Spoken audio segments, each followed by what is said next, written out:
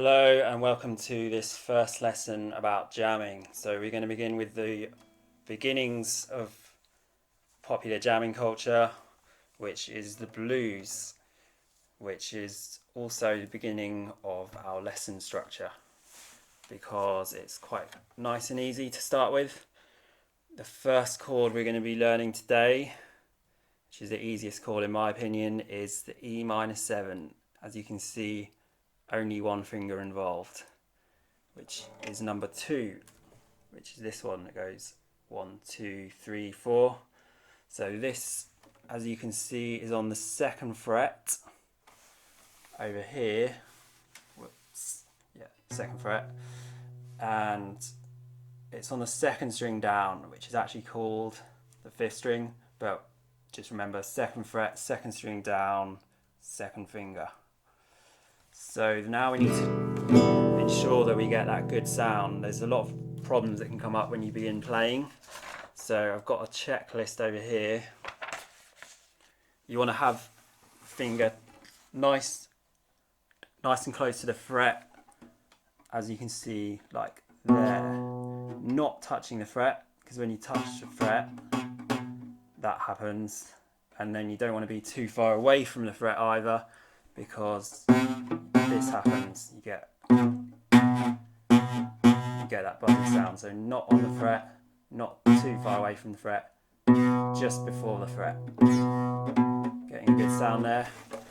Another thing is you want to be nice level of pressure.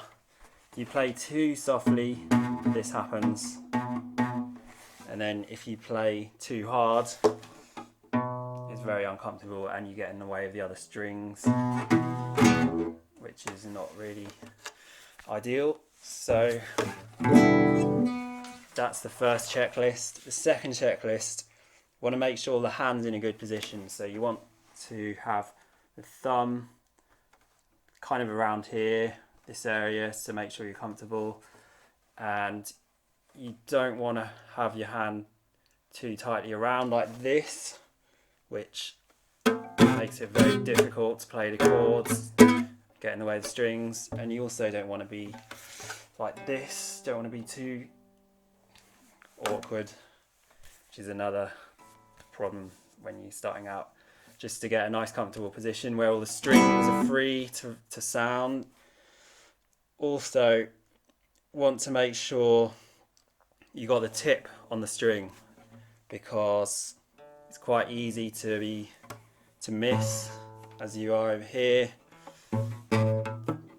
And you also don't want to be covering more than one string, which is quite easy if you don't have the right angle. So you really want to get a good angle so that you're playing with the fingertips. So when you can play that nice and smoothly, you can go through the strings, hear that everything is good, then we can move on to our next chords, which are E7 and A7. So to start with, E7, very similar to what we just did. Ignore the scale, we'll go on to that. E7 is the same as E minor 7, but we also have the first finger involved. As you can see, the first finger is on the 1st fret of the 3rd string, or the 4th string down, which is here, as you can see. So when you go through the strings and you're satisfied, nothing like this is happening, which means you need to give it a bit more space. Nothing like this is happening, or this. You need to press a bit harder, get the finger on the right position, get the hand in a comfortable position. Then you can play E7, which is where we are now. Also, A7 is another chord we're going to look at today. It's basically the 2nd fret with the 2nd finger. To be honest, it doesn't really matter which fingers you use for this.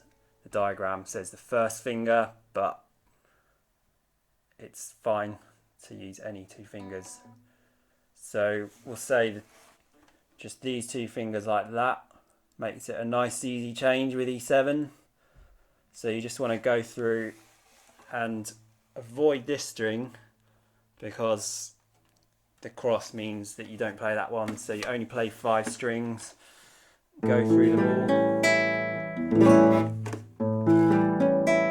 make sure there's no problems there, and then you can say that's all good, you can play A7. So to start with, I'm going to go through the chord changes. Now for quite a nice blues riff, what we're going to do is start with an open chord, which is basically pressing down nothing. So I think we can all do that. And then the next one is A7, which we just done. So we go. So that's a good way to practice getting into shape. If you just have it ready there.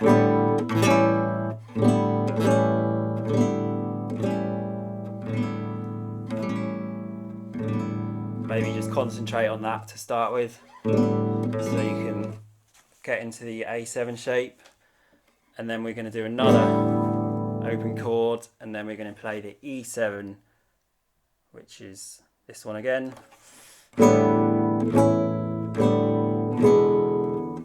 So that's the order: open A7, open E7. So it's like this.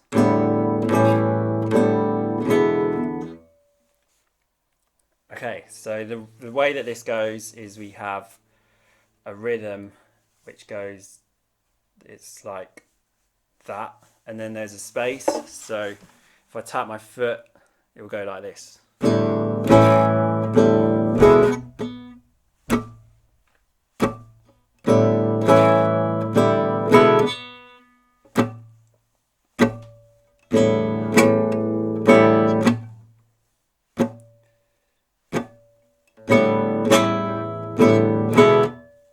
I'm just muting the strings with my fingers there.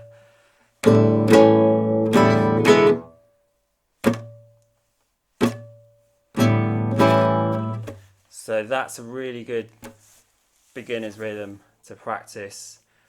It's quite hard to get the rhythm. I wouldn't worry. You can hear I'm making mistakes with it, and I've been playing 25 years, so don't worry about that too much. We're also going to look today quickly at the minor pentatonic scale, which I've drawn in on here. So a scale basically means a series of notes that you can play that sound good together in any order, really. So as you can see, we've got the 3rd fret on on this string, which is here. So this goes like here. So it goes, and then the next 3 strings we go on the 2nd fret. So it goes.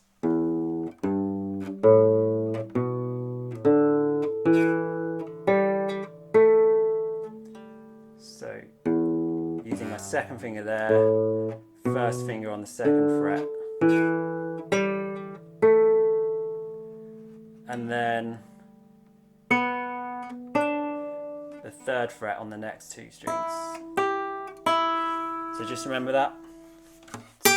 3rd finger there.